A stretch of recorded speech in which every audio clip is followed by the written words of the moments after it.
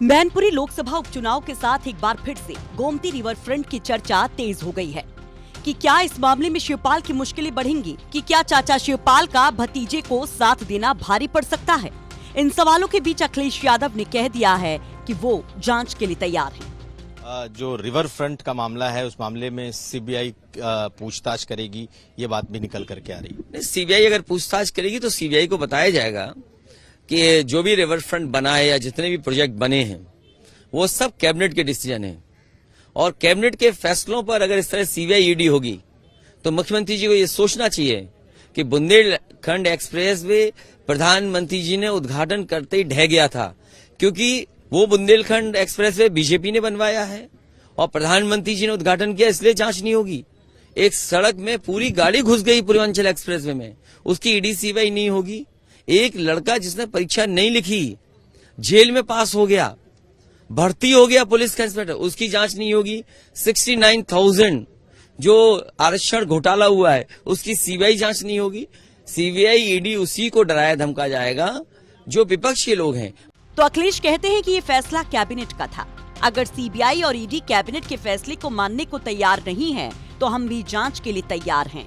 वहीं अखिलेश चेतावनी भी दे जाते हैं, तो साथ ही साथ शिवपाल से योगी के रिश्तों पर मजे भी लेते हैं। भाई अपने संबंधों का खुलासा क्यों नहीं किया उन्होंने? अरे करेल की जनता जानती, हम जानते। अरे मैं भी तो भतीजा हूँ, मैं भी तो जानू आपसे संबंध कितने अच्छे थे। अरे कौन ये क्यों नहीं खुलासा किया उसका? अब आपसे संबंध अच्छे हो चुके हैं पूरी तरीके से, चाचा के साथ जितने संबंध थे सब तलखियां खत्म। सवाल चाचा से नहीं है, सवाल ये नेताजी का चुनाव है। और नेताजी जसवंत नगर में कितनी सेवा की उन्होंने, कितने वर्षों से वहां से विधायक थे, हर घर को जानते थे वो, करेल में हर परिवार को जानते हैं। तो ये नेताजी का चुनाव, ये चुनाव चाचा का या मेरा नहीं है। नेताजी के ना रहने पर ये चुनाव होने जा रहा है। दरअसल कहा जा रहा है कि मैनपुरी लोकसभा उपचुनाव को बीजेपी किसी भी सूरत हाल में जीतना चाहती है। वो अपना पूरा दम लगा रही है और इसलिए उसने शिवपाल के करीबी रहे रघुराज शाक्य को उम्मीदवार बनाया। कोशिश थी शिवपाल के गुस्से को वोट के तौर पर कैश कराने की, लेकिन ऐन वक्त पर चाचा शिवपाल बहू डिंपल को आशीर्वाद देकर उनके लिए वोट मांगने निकल पड़ते हैं।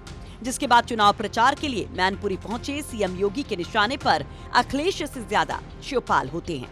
एक तरफ योगी के हमले होते हैं तो वहीं दूसरी तरफ शिवपाल की सुरक्षा भी Z से Y कैटेगरी की कर दी जाती है और चर्चाएं तेज हो जाती हैं कि क्या अब चाचा शिवपाल की मुश्किलें बढ़ने वाली हैं। तो सुनिए क्यों कहा जाने लगा ये सब, क्या रिएक्शन दिया चाचा शिवपाल ने इस पर। कल एक अंतर्राष्ट्रीय स्तर पर फुटबॉल का टूर्नामेंट हो रहा है, फीफा का।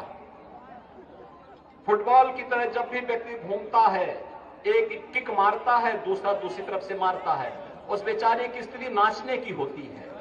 कुछ लोग फुटबॉल बन गए हैं, उनकी कोई गति ही नहीं है। फुटबॉल बनने से बचना होगा। अच्छा, इनसे अपेक्षा क्या किया जा सकती है? और जितना भी मैंने काम किया है जनहित में, जनता के हित में सब काम किया, और जितना भी काम हुआ है अच्छे से हुआ है। तो उसमें कोई कमी है नहीं, कोई कमी है नहीं, और नियम तय करा सब। तो शिवपाल कहते हैं कि उन्होंने कभी कुछ गलत नहीं किया है। वहीं अब ये मामला भी जान लीजिए कि आखिर ये है क्या रिवर फ्रंट का माजरा। दरअसल गोमती रिवर फ्रंट घोटाले में उस समय सिंचाई मंत्री रहे शिवपाल सिंह यादव और 2 अधिकारी जांच के घेरे में हैं। ऐसा कहा जा रहा है कि शिवपाल यादव का अखिलेश यादव से एका होने के बाद गोमती रिवर फ्रंट घोटाले में सीबीआई जांच में तेजी आ सकती है, लेकिन उससे पहले सीबीआई को आलोक रंजन और दीपक सिंघल से पूछताछ करनी होगी। अब सीबीआई इस मामले में पूछताछ की तैयारी में है। सीबीआई ने सरकार से जांच करने के आदेश मांगे हैं, इसलिए शासन ने निर्णय लेने के लिए सिंचाई विभाग से संबंधित रिकॉर्ड तलब किए हैं। सीबीआई इस मामले में जांच करेगी कि शिवपाल यादव की गोमती रिवर फ्रंट में भूमिका क्या थी। आपको बता दें कि गोमती रिवर फ्रंट परियोजना के लिए सपा सरकार ने 2014-15 में करीब 1500 करोड़ रुपए मंजूर किए थे।